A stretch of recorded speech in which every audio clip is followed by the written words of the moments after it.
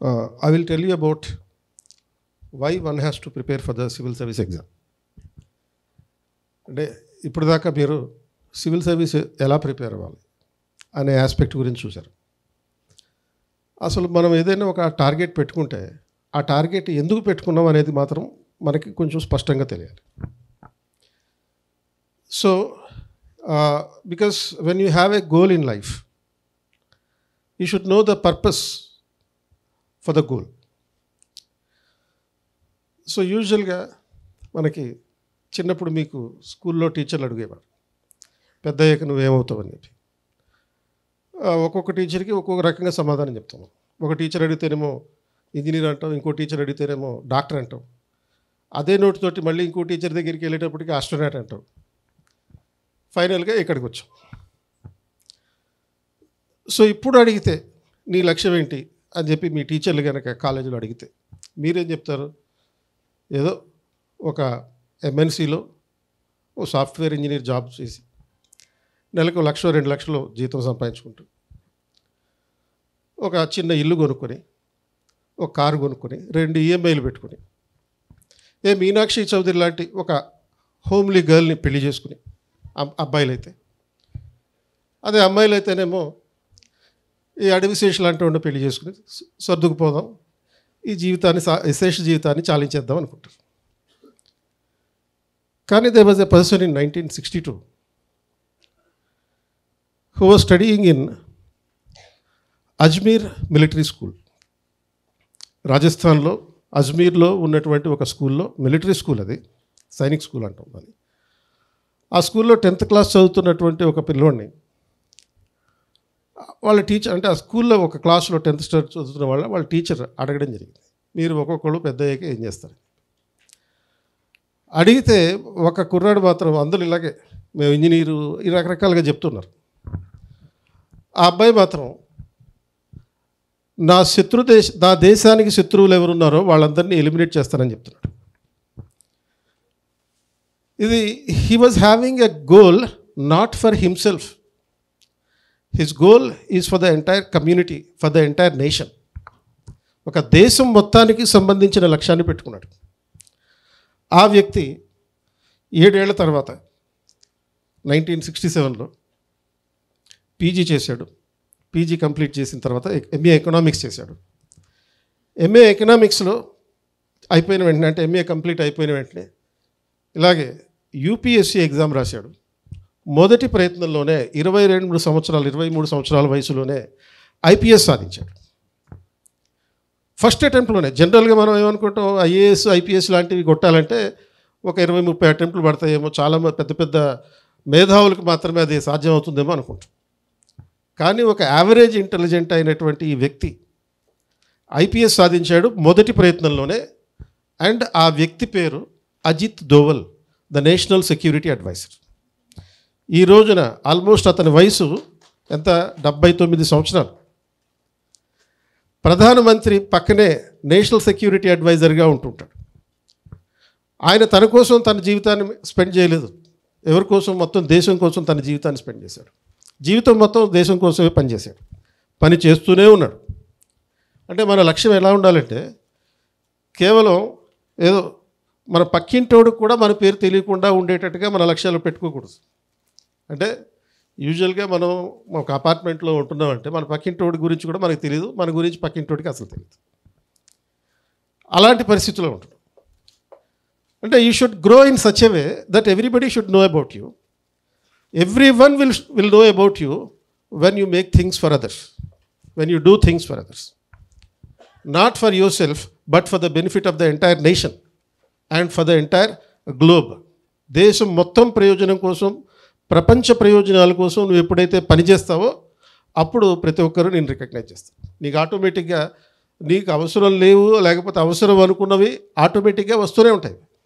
మనకి జనరల్గా మన జీవితంలో కావాల్సింది ఏంటి అంటే, కొంచెం కంఫర్టబుల్గా జీవించడానికి కావాల్సినటువంటి డబ్బు కావాలి. మనం ఒక మాట చెప్తే వినేటటువంటి మనుషులు ఉండాలి, అంటే మనకి పవర్ ఉండాలి. అంటే if you have money you can bend the rules. If you have the power the rules will work for you. అంటే డబ్బు ఉంటే నీకు రూల్స్ రెగ్యులేషన్స్ అనేవి కొంచెం వక్రీకరించుకునే అవకాశం ఉంటుంది, నీకోసం పనిచేస్తాయి. నీకు పవర్ ఉంటే ఆ రూల్స్ నీకోసం పనిచేస్తాయి, ఆ రూల్స్ అన్నీ నీకోసమే ఉంటాయి. నువ్వే రూల్స్ తయారు చేసేవాడివైతే ఇక సిస్టమ్ అంతా నీ కంట్రోల్లోనే ఉంటుంది. అలాంటి సిస్టమ్ని నీ కంట్రోల్లో తీసుకొచ్చేటటువంటిదే IAS IPS, UPSC civil service ఎగ్జామ్లో వచ్చేటటువంటి అంశాలు. అంటే you will have the ability to influence everything in the nation. దేశాన్ని మొత్తాన్ని నీవు నియంత్రించగలిగేటటువంటి శక్తి సామర్థ్యాలు నీకు వస్తాయి ఈ ఐఏఎస్ ఐపీఎస్ లాంటివి చేస్తే. అండ్ ఈ అజిత్ దోవల్ గురించి చెప్తున్నాను కదా. అజిత్ దోవల్ దేశం కోసం ఏం చేశాడు అంటే, he is known as famously known as the James Bond of India, Indian James Bond అంటారు. మనకి ఈ జేమ్స్ బాండ్ సినిమాలో 007 బాండ్, జేమ్స్ బాండ్ అని అంటుంటాడు కదా. అలా అనకపోయినా, అలా యుద్ధాలు చేయకపోయినా దేశాన్ని నిరంతరం ఎప్పటి నుంచి 1968 నుంచి రక్షిస్తూ వస్తున్నటువంటి వ్యక్తి 79 ఏళ్ల వయసులో కూడా దేశాన్ని రక్షిస్తూనే అతను ఉన్నాడు. ఏమేం చేశాడు ఈయన? ఇప్పుడు 1968లో ఐపీఎస్ వచ్చిందని చెప్పాను. ఐపీఎస్ వచ్చిన తర్వాత కేరళ కేడర్లో అతను అపాయింట్ అయ్యాడు. కేరళ కేడర్లో పనిచేస్తుండగా కేరళలో ఆ సంవత్సరంలో ఆయన అపాయింట్ చేసిన సంవత్సరంలో కొన్ని మత కల్లోలాలు వచ్చినాయి, హిందూ ముస్లిం మధ్య మత కల్లోలాలు వచ్చినాయి. మామూలుగా జనరల్గా వేరే పోలీసులు అయితే లాఠీ చార్జ్ చేయడం, ఫైరింగ్ చేయడం ఇటువంటి వాటి ద్వారా కంట్రోల్ చేస్తారు. కానీ ఇలా ఆయన అలా కాదు, తెలివితో కంట్రోల్ చేస్తాడు. ఎలా కంట్రోల్ చేశాడు? ఈ మత కల్లోలాలకి కారణమైనటువంటి మత పెద్దలు ఎవరైతే ఉంటారో ఆ మత పెద్దలిద్దరినీ పట్టుకుని వచ్చాడు. అసలు మీకు ఏం కావాలి, ఎందుకు ఇదంతా క్రియేట్ చేస్తున్నారు అని చెప్పి వాళ్ళకి ఏం కావాలో అది ఇచ్చేశాడు. వెంటనే 2వ రోజు కల్లా మొత్తం మత కల్లోలాలన్నీ ఆగిపోయినాయి. ఈ విషయం కేంద్రంలో ఉన్న ప్రధానమంత్రికి తెలిసింది. తెలిసి అతన్ని పర్సనల్గా పిలిపించి అతనికి కొంచెం చిన్న సన్మానం చేశారు. చేసిన తర్వాత ఏంటి నీ లక్ష్యం ఏంటి అని అంటే, దేశం కోసం, మళ్ళీ అదే ఆ టీచర్కి చెప్పిందే చెప్పాడు, దేశం కోసం నా దేశ శత్రువులు ఎవరైతే ఉన్నారో ఆ శత్రువులు లేపేయడమే నా లక్ష్యం అన్నట్టుగా చెప్పాడు. అయితే మరి పాకిస్తాన్కి వెళ్తావా అని అడిగారు. వెంటనే ఇంకో రెండో ఆలోచన లేకుండా ఇప్పుడే వెళ్తానని చెప్పాడు. పాకిస్తాన్కి వెళ్ళి ఏం చేయాలి? అప్పటికి అంటే పాకిస్తాన్లో గూఢచారిగా ఉండాలి. అలా ఆయన 7 సంవత్సరాల పాటు పాకిస్తాన్లో గూఢచారిగా పనిచేసి పాకిస్తాన్కి సంబంధించినటువంటి రహస్యాలని ఎప్పటికప్పుడు ఇండియాకి చేరవేస్తూ ఉండేవాడు. ఒక ఐపీఎస్ ఆఫీసర్ ఇలా ఇంటెలిజెన్స్లో, ఒక ఇంటర్నేషనల్ సిస్టంలో, ఒక ఇంటెలిజెన్స్ సిస్టంలో గూఢచారిగా పనిచేయడం అనేటటువంటిది మొదటిసారిగా జరిగింది. యూజువల్గా మిలిటరీకి సంబంధించిన వ్యవహారాలు అవి జరుగుతూ ఉంటాయి. ఒక ఐపీఎస్ ఆఫీసర్ని ఇట్లా పంపించారు. అయితే 7 సంవత్సరాల పాటు ఎవ్వరికీ పట్టుబడకుండా పాకిస్తాన్ రహస్యాల్ని భారతదేశానికి చేరవేస్తూ అనేక యుద్ధాలని ఆపగలిగాడు. పాకిస్తాన్ చేసేటటువంటి దాష్టీకాలని నివారించగలిగాడు. అండ్ అది అయిపోయిన తర్వాత ఆ మిషన్ అయిపోయింది. ఆయనకి ఇచ్చినటువంటి మిషన్ కంప్లీట్గా ఫుల్ఫిల్ చేశాడు. ఇండియాకి వచ్చాడు. అప్పటికి ఇండియాలో పరిస్థితులు అంత బాగాలేదు, పొలిటికల్గా కానీ కమ్యూనల్గా కానీ అంత బాగాలేదు. ఎందుకనంటే 1971లో బంగ్లాదేశ్ కోసం ఇండియా పాకిస్తాన్ తోటి యుద్ధం చేసింది. బంగ్లాదేశ్ని 1971 ముందు ఎవరెవరు ఈస్ట్ పాకిస్తాన్ అనేవారు. సో బంగ్లాదేశ్ని ఈ పాకిస్తాన్ నుంచి విడగొట్టేశారు. దానికి ఇండియానే కారణం అనేటటువంటి ఒపీనియన్లో పాకిస్తాన్ ఎప్పుడూ ఉండింది. అంటే పాకిస్తాన్ని విభజించింది భారతదేశం అనేటటువంటి. పాకిస్తాన్కి ఇండియా మీద పగబెట్టుకుంది, ఇండియాను కూడా విడగొట్టాలి అని చెప్పి. ఎలా ఈ పగ తీర్చుకోవాలి అని అనుకుంటే వాళ్ళకి ఇమీడియట్గా కనపడినటువంటి ఆప్షన్ ఏంటి అంటే ఈ పంజాబ్లో ఖలిస్తాన్ ఉద్యమం జరుగుతుంది. ఆ ఖలిస్తాన్ ఉద్యమానికి ఈ పాకిస్తాన్ ఐఎస్ఐ ద్వారా సపోర్ట్ చేయడం మొదలుపెట్టింది. అండ్ ఆ తర్వాత జరిగినటువంటి డిఫరెంట్ డెవలప్మెంట్స్లో ఈ ఖలిస్తాన్ వాళ్ళు చాలా వైలెంట్గా మారారు. వైలెంట్గా మారడంతో కంట్రోల్ చేయడానికి ఆపరేషన్ బ్లూ స్టార్ అని చెప్పి ఒకటి స్టార్ట్ చేసి ఆల్మోస్ట్ దాన్ని ఎలిమినేట్ చేశారు. అయితే కొన్ని సంవత్సరాల తర్వాత మళ్ళీ వాళ్ళు రివైవ్ అయ్యారు. రివైవ్ అయ్యి ఈసారి ఈ పంజాబ్లో ఉన్న గోల్డెన్ టెంపుల్ని సీజ్ చేయడం జరిగింది. అందులో ఉన్నటువంటి భక్తులందరినీ వాళ్ళు హాస్టేజెస్గా పెట్టుకున్నారు. హాస్టేజెస్గా పెట్టుకుని ఈ టెంపుల్ని పేల్చేస్తామని బెదిరించడం మొదలుపెట్టారు. అప్పుడు మొదలైంది ఆపరేషన్ బ్లాక్ థండర్. ఈ బ్లాక్ థండర్ వెనకాల ఉన్నటువంటి మైండ్ ఈ అజిత్ దోవల్ది. ఈ బ్లాక్ థండర్ ఆపరేషన్ అంటే అది కనుక మనం చూస్తే, లేకపోతే దానికి సంబంధించినటువంటి అంశాలు చదివితే ఆల్మోస్ట్ నిజంగానే జేమ్స్ బాండ్ సినిమా చూస్తున్నట్టే అనిపిస్తుంది. అప్పటికే అజిత్ దోవల్ గారు ఇంటెలిజెన్స్ బ్యూరోలో డిప్యూటీ డైరెక్టర్ స్థాయికి ఎదిగారు, డిప్యూటీ డైరెక్టర్ ఆపరేషన్స్. సో ఇతని దగ్గరికి వచ్చింది ఇష్యూ, ఎలా దీన్ని మరి సేవ్ చేయాలి, ఈ గోల్డెన్ టెంపుల్ ఎలా కాపాడాలి. ఆపరేషన్ బ్లూ స్టార్లో ప్రభుత్వం మీద చాలా విమర్శలు వచ్చినాయి, ఎందుకంటే చాలామంది చనిపోయారు అండ్ అలాగే టెంపుల్కి కూడా చాలా దెబ్బలు తగిలినాయి, అంటే డ్యామేజ్ అయింది. ఈసారి జరగబోయే ఆపరేషన్ అనేది ఎలాంటి డ్యామేజ్ జరగకూడదు అండ్ ఎలాంటి మానవ ప్రాణ నష్టం కూడా జరగకూడదు అనేటటువంటి డైరెక్టివ్స్ తోటి డైరెక్ట్గా ప్రధానమంత్రి, అప్పట్లో ప్రధానమంత్రి అయినటువంటి రాజీవ్ గాంధీ అజిత్ దోవల్ని పిలిచి చెప్పడం జరిగింది. And he has immediately accepted the challenge. నేను చూసుకుంటాను, నాకు ఒక 1 month టైం ఏంటి, 1 month టైం ఇస్తాను, నువ్వు కాకపోతే ఒకళ్ళు కూడా చనిపోకూడదు ఈసారి. సో ఇప్పుడు జనరల్గా అయితే ఏం జరుగుతుంది, ఇటువంటి కీ సిచ్యువేషన్స్, ప్రమాదకరమైన పరిస్థితి, ఎందుకంటే ఆల్మోస్ట్ 300 మంది 400 మంది టెర్రరిస్టులు, ఖలిస్తాన్ తీవ్రవాదులు లోపల ఉన్నారు.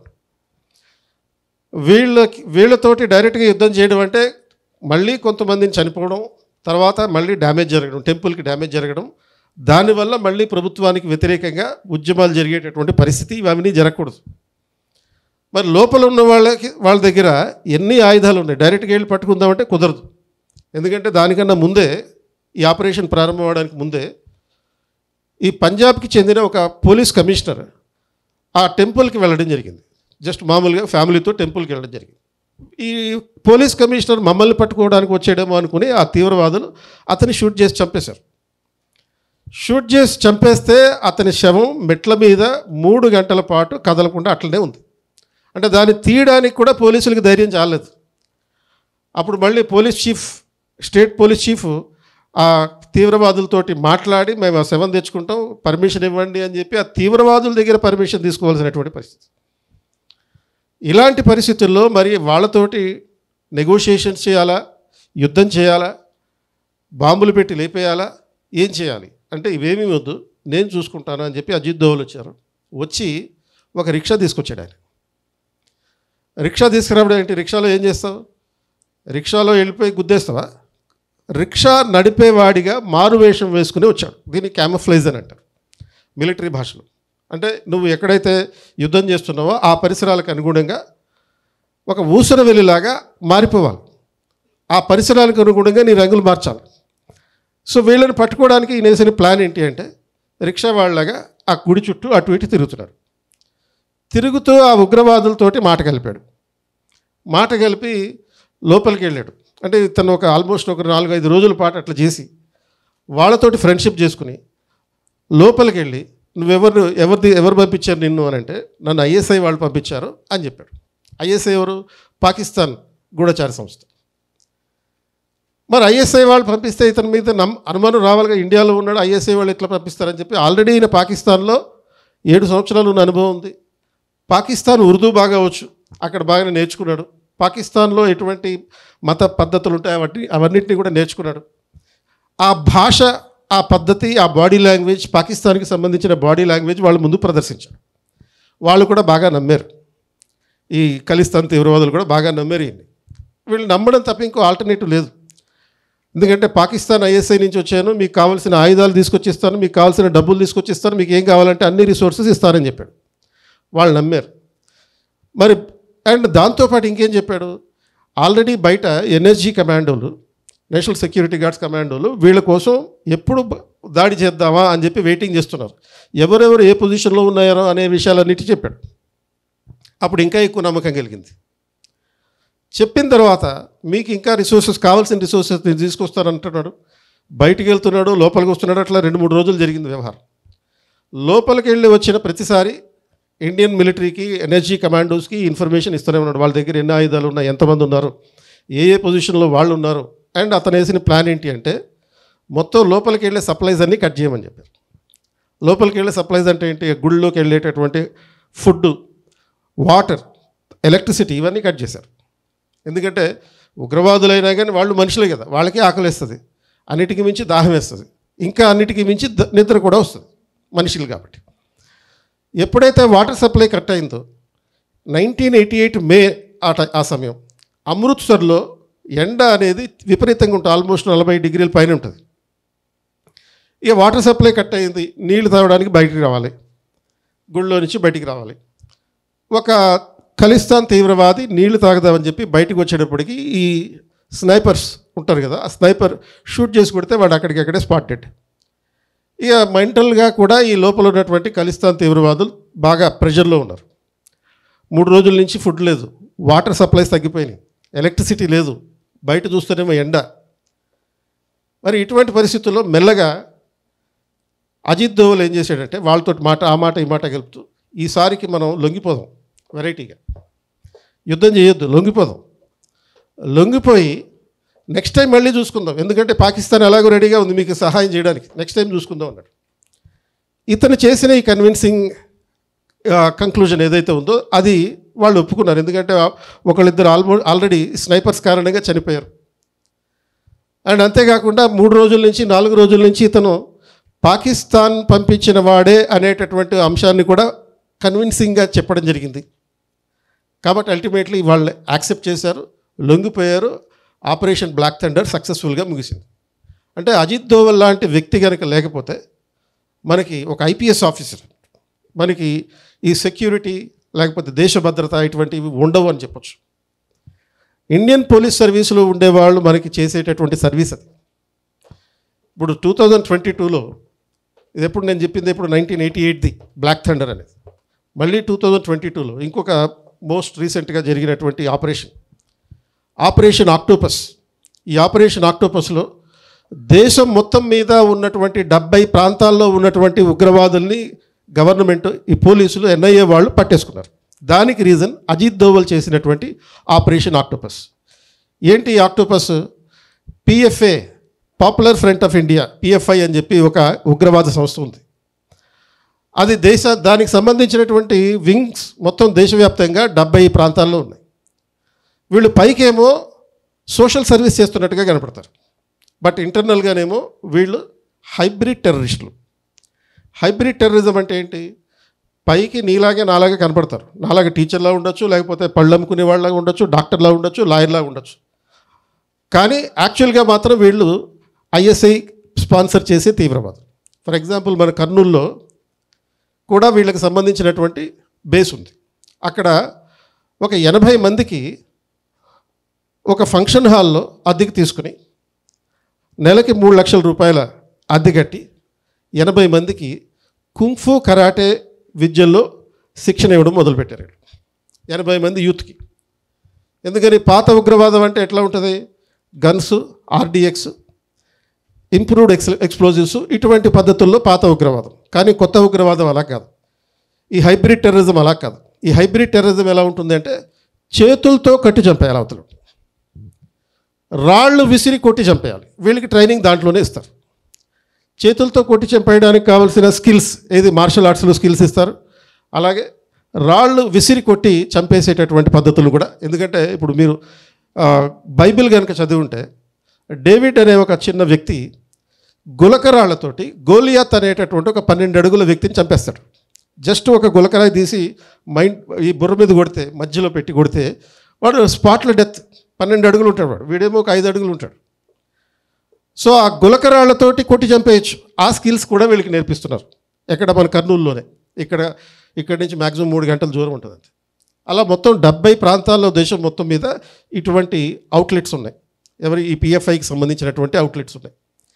ఈ అన్ని అవుట్లెట్ల మీద అర్లీ మార్నింగ్ 3 గంటల 30 నిమిషాలకి ఒకేసారి దాడి చేసి ఈ మొత్తం అందరినీ పట్టుకుని లేపుకొని తీసుకెళ్ళి ఎన్ఐఏ వాళ్ళు లోపలేశారు. ఇప్పుడు దాన్ని బ్యాన్ చేశారు. అంటే దేశం మనమందరం ఇలా హ్యాపీగా సురక్షితంగా ఉన్నామంటే ఐపీఎస్ ఆఫీసరే కారణం. ఎవరైనా? Ajit Doval. And he still working for the nation. ఈ రోజుకి కూడా అతను పనిచేస్తూనే ఉన్నాడు. దేశంలో ఆర్టికల్ 370, జమ్మూ కాశ్మీర్ ఆర్టికల్ 370 రద్దవడానికి అతనే కారణం. భారతదేశం సంబంధించినటువంటి ఆర్మీ పాకిస్తాన్ వెళ్ళి అక్కడున్నటువంటి ఉగ్రవాదుల్ని చంపి 300 మంది ఉగ్రవాదుల్ని చంపి తిరిగి సురక్షితంగా వచ్చినటువంటి సర్జికల్ స్ట్రైక్స్, యురి అనే సినిమాలో మీరు చూసుంటారు. ఆ సర్జికల్ స్ట్రైక్స్ని ప్లాన్ చేసింది ఈయనే. సో ఇట్లా దేశాన్ని నిరంతరం కంటి మీద కొనుక్కు లేకుండా రక్షిస్తున్నటువంటి అధికారిత. అండ్ అందుకే ఈయన సర్వీసెస్ని గుర్తించి కీర్తి చక్ర అనే మిలిటరీ గ్యాలంటరీ అవార్డు కూడా ఇవ్వడం జరిగింది. కీర్తి చక్ర అనే అవార్డు యూజువల్గా మిలిటరీ వాళ్ళకి ఇస్తారు, కానీ ఒక పోలీస్ ఆఫీసర్కి ఈ కీర్తి చక్ర అనేటటువంటి అవార్డు ఇవ్వడం జరిగింది. సో దేశాన్ని రక్షించడంలో నీ భాగస్వామ్యం కూడా ఉండాలి, మనందరి భాగస్వామ్యం ఉండాలి. దేశం అనేది అభివృద్ధి చెందుతుంది.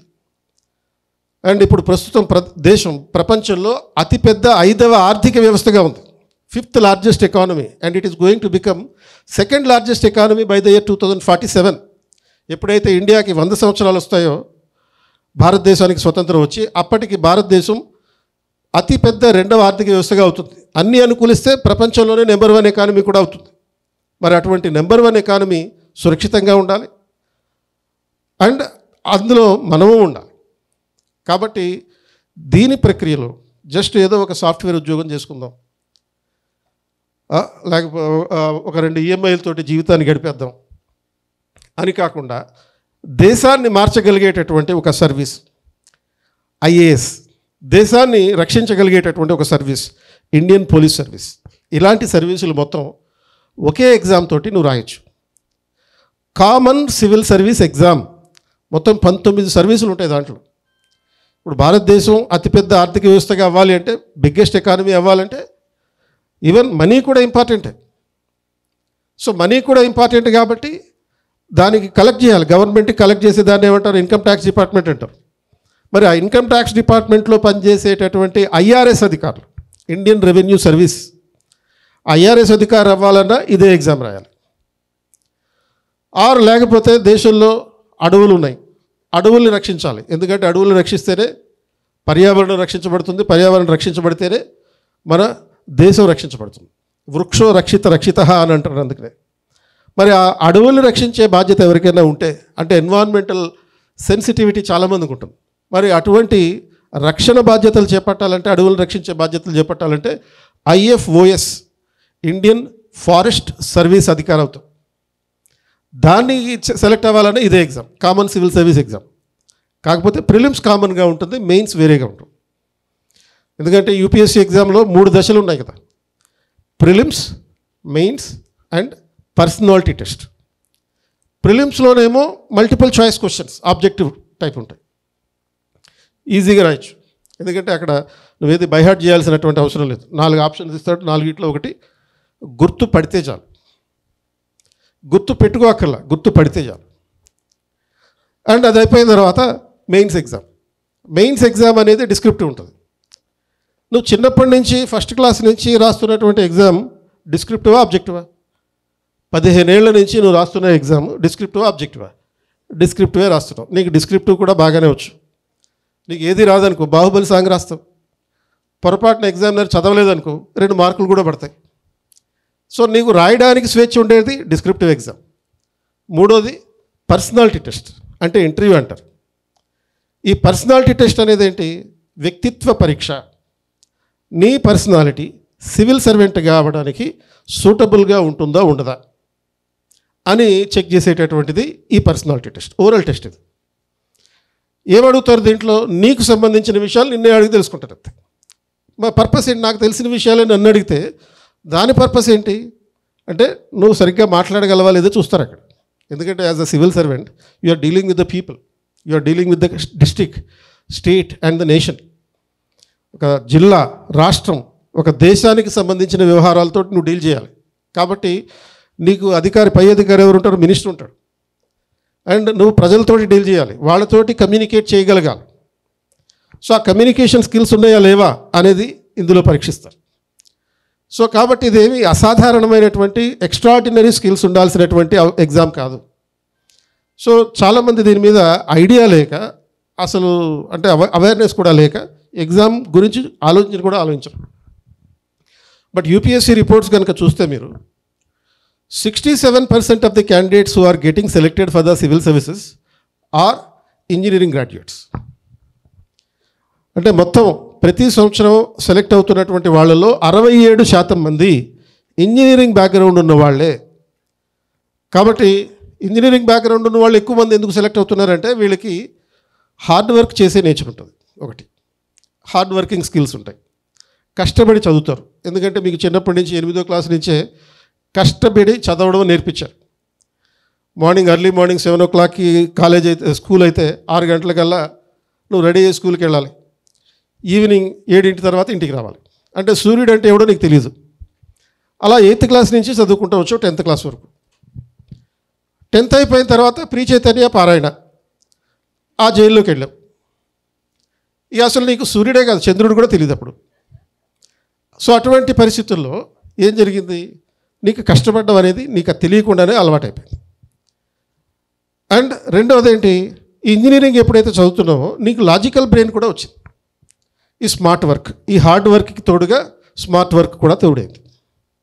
సో సివిల్ సర్వీసెస్ ఎగ్జామ్లో టెస్ట్ చేసేది రెండే, నీకు హార్డ్ వర్క్ ఉండాలి ప్లస్ స్మార్ట్ వర్క్ కూడా చేయాలి. ఎవడైతే hard worker plus smart worker ఉంటాడో వాళ్ళే ఈ రోజున ఐఏఎస్ ఆఫీసర్లు, ఐపీఎస్ ఆఫీసర్లు అవుతున్నారు. అది కాబట్టి 67% of the candidates who are getting selected are having engineering background. So realizing that, అంటే మీకు తెలియక సివిల్ సర్వీస్ ఎగ్జామ్ రాయలేదు అనుకుంటే ప్రాబ్లం లేదు, దాని గురించి ఆలోచించలేదు అనుకుంటే ప్రాబ్లం లేదు. బట్ ఈరోజు తెలిసింది, సివిల్ సర్వీస్ ఎగ్జామ్ గురించి తెలిసింది, దాని పర్పస్ ఏంటి అనేది తెలిసింది, దాని ఉద్దేశం అంటే ఏంటి తెలిసింది. సివిల్ సర్వీస్ అనే పదంలోనే ఉంది, you are a servant of the citizens, you should be proud of being a public servant. One should be proud of being a public servant. ఒక పబ్లిక్ సర్వెంట్గా ఉన్నందుకు ప్రతి ఒక్కరూ గర్వపడాలి. ఆ సివిల్ సర్వెంట్గా ఉన్నందుకు గర్వపడేటటువంటి సమయం. మీకు ఇదన్నీ వదిలేండి, నాకు అయినా కానీ నువ్వు ఎన్ని చెప్పినా నాకు సంబంధం లేదు, నేను అమెరికానే పోతా అంటే వెళ్ళు, నో ప్రాబ్లం. కానీ నీ పర్సనాలిటీ కాంప్రహెన్సివ్గా ఇంప్రూవ్ అవ్వాలంటే సివిల్ సర్వీస్ మాత్రం ఒక్కసారైనా ప్రిపేర్ అవ్వాలి. జీవితంలో ఒక్కసారైనా సరే సివిల్ సర్వీస్ ప్రిపరేషన్ చేసుకోవాలి. ఎందుకంటే ఇది ఒక్కసారి కనుక నువ్వు సివిల్ సర్వీస్ ప్రిపరేషన్ అయితే నీకు లైఫ్లో మిగతా వాళ్ళు ఎవరికి రానటువంటి కొన్ని స్కిల్స్ వస్తాయి. కంప్యూటర్ ఆపరేట్ చేయడం ఎవడైనా చేస్తాడు. కంప్యూటర్ ఆపరేట్ చేసినప్పుడు వచ్చే ప్రెషర్ ఉంటుంది చూడు, ఆ ప్రెషర్ తట్టుకోగలిగేటటువంటి నైపుణ్యం సివిల్ సర్వీస్ ప్రిపరేషన్ ద్వారా వస్తుంది. ఎందుకంటే ఇందాక చెప్పాను, హార్డ్ వర్కింగ్ స్కిల్స్ వస్తాయి అండ్ స్మార్ట్ వర్క్ స్కిల్స్ వస్తాయి. సో ఈ ఎమోషనల్ ప్రెషర్ ఏదైతే ఉంటుందో ఆ ఎమోషనల్ ప్రెషర్ని ఓవర్కమ్ చేయడానికి కావాల్సినటువంటి నైపుణ్యాలన్నీ నీకు సివిల్ సర్వీస్ ప్రిపరేషన్ నేర్పిస్తుంది, ఆటోమేటిక్గా, ఇన్హెరెంట్గా, ఇన్బిల్ట్గా. ఒక క్వశ్చన్, జనరల్గా మనకి ఇంటర్మీడియట్ ఎగ్జామ్స్ అయిపోయిన తర్వాత రిజల్ట్ వచ్చాక పేపర్లో కంపల్సరీగా ఒక న్యూస్ వస్తుంది, రిజల్ట్స్ న్యూస్ కాకుండా. ఏంటి, రిజల్ట్ వచ్చిన తర్వాత రిజల్ట్ చూసుకుని 6 సూసైడ్ చేసుకున్నారు, అండ్ నెక్స్ట్ ఇయర్ స్కోర్ పెరుగుతుంది, 8 మంది సూసైడ్ చేసుకున్నారు. ఆ పై ఇయర్ స్కోర్ తగ్గుతుందా పెరుగుతుందా? ఇంప్రూవ్ అవుతుంది, 18 మంది చేసుకున్నారని చెప్పి. ఈ సూసైడ్లు చేసుకునే వాళ్ళలో ఎవరు ఉంటారు? ఎంపీసీ వాళ్ళు ఉంటారా, హెచ్ఈసీ వాళ్ళు ఉంటారా? ఎంపీసీ వాళ్ళే ఉంటారు, హెచ్ఈసీ వాళ్ళు ఉంటారు. ఎందుకంటే ఎంపీసీ వాడికి ఈ ప్రెషర్ ఏ విధంగా ఓవర్కమ్ చేయాలో తెలియదు. ఇంజనీరింగ్ బ్యాక్గ్రౌండ్లో ఉన్నటువంటి అభ్యర్థులకి ఈ ప్రెషర్, సైకలాజికల్ ప్రెషర్ ఏ విధంగా అధిగమించాలో తెలియదు. ఎందుకంటే ఇందాక చెప్పినట్టుగా వాడికి సూర్యుడు తెలియడు, చంద్రుడు తెలియకుండా చేస్తారు ఈ పేరెంట్స్ కానీ టీచర్లు కానీ. బట్ హెచ్ఈసీ చదువుకున్నాడు మామూలుగా ఒక యూజువల్గా ఎలాంటి వాడు అంటే నాటుకోడి లాంటి వాడు. ఈ నాటుకోడికి అన్ని రకాల దెబ్బలు తగులుతాయి. కొన్నిసార్లు విజయం సాధిస్తుంది, కొన్నిసార్లు ఓడిపోవడం జరుగుతుంది. బట్ ఓడిపోయినంత మాత్రాన మళ్ళీ గెలవను అనేటటువంటి అపోహలో మాత్రం ఉండదు. మళ్ళీ డెఫినెట్గా గెలవగలుగుతాను అనేటటువంటి ఒపీనియన్ తోటే ఉంటుంది. ఓన్లీ గెలుస్తూ పోతే ఏం మజా ఉండదు. గెలిచిన తర్వాత ఒకసారి ఓడిపోయాక మళ్ళీ అప్పుడు గెలుస్తావు చూడు, ఆ రెండవసారి చేసినటువంటి గెలుపు నీకు కిక్ ఇచ్చేది. ఈ స్కిల్స్ నేర్పించేదే సివిల్ సర్వీస్ ప్రిపరేషన్. దీన్ని ఏమంటామంటే, ఇటువంటి ఒత్తిడిని ఎదుర్కొని పైకి లేచేటటువంటి స్వభావాన్ని ఏమంటామంటే ఎమోషనల్ ఇంటెలిజెన్స్ అని అంటాం. ఆ emotional intelligence will be taught when you prepare for the civil service exam. మామూలుగా ఇంటెలిజెన్స్ కోషియంట్, ఐక్యూ, మ్యాథ్స్ చదివితే వస్తుంది, ఫిజిక్స్ చదివితే వస్తుంది. బట్ ఎమోషనల్ కోషియంట్, ఈక్యూ అనేది అనుభవాల ద్వారా వస్తుంది, ఓటమి ద్వారా వస్తుంది, విజయాల ద్వారా వస్తుంది. విజయం వచ్చినప్పుడు విపరీతంగా ఆనందించాల్సిన అవసరం లేదు, ఓడిపోయినప్పుడు బాధపడాల్సిన అవసరం లేదు అని నేర్పించేదే ఈక్యూ. ఎందుకంటే this moment will go away, nothing is permanent. విజయం సాధించి సెలబ్రేషన్ చేసుకునే లోపల ఏమవుతుంది, ఆ సెలబ్రేషన్ టైం అయిపోతుంది. Bharat team India, it has been undefeatable. For a long time in the domestic cricket. Almost 27 సిరీసుల్లో భారత టీంని అసలు ఎవరు ఓడించలేదు. అనుకునే లోపల న్యూజిలాండ్ వచ్చింది, ఓడించిపోయింది. పోనీ ఆ అపజయం ఎదురయ్యింది అనుకునే లోపల తిలక్ ఏం చేశాడు? మొత్తం రివర్స్ చేశాడు. వరుసగా 2 సెంచరీలు కొట్టాడు, మ్యాన్ ఆఫ్ ద సిరీస్ కొట్టాడు, అండ్ భారత్ ఏమాత్రం తగ్గలేదు అని చెప్పి దాన్ని నిలబెట్టాడు. కాబట్టి nothing is permanent, this moment will go away అనేది గుర్తుపెట్టుకునేటట్టుగా చేసేదే సివిల్ సర్వీస్ ప్రిపరేషన్. సో కనుక మీరు సివిల్ సర్వీస్ అపియర్ అయినా ఎగ్జామ్ కాకపోయినా ప్రిపరేషన్ మాత్రం ఒకసారి చేయండి. దానికోసమే మీకు సివిల్ సర్వీస్ క్లబ్ ఏర్పాటు చేయడానికి మేము ఒక ప్రతిపాదన తీసుకొస్తున్నాం. ఈ సివిల్ సర్వీస్ క్లబ్ అనేది మీకు మిగతా మ్యూజిక్ క్లబ్ లేకపోతే డ్యాన్స్ క్లబ్ ఇటువంటి అన్నీ ఉంటాయి కదా, అలాంటిదే civil service club. So civil సర్వీస్కి సంబంధించినటువంటి ఒక 6 సెషన్స్ మీకు తీసుకుంటాం, 24 అవర్స్. అండ్ ఈ 6 సెషన్ ఆ 24 అవర్స్ సెషన్స్లో అసలు మొత్తం సివిల్ సర్వీస్ ఎగ్జామ్ ప్యాటర్న్ ఎలా ఉంటుంది, అండ్ ఎన్ని సబ్జెక్టులు ఉంటాయి, ఎన్ని రకాల సబ్జెక్టులు ఉంటాయి, సుమారుగా 15 రకాల సబ్జెక్టులు ఉంటాయి. ఆ సబ్జెక్టులు ఏ విధంగా చదవాలి, ఎలాంటి పుస్తకాలు చదవాలి, సో ఇటువంటి అంశాలన్నీ, ఫండమెంటల్ అంశాలన్నీ ఈ సివిల్ సర్వీస్ క్లబ్లో భాగంగా చెప్పడం జరుగుతుంది.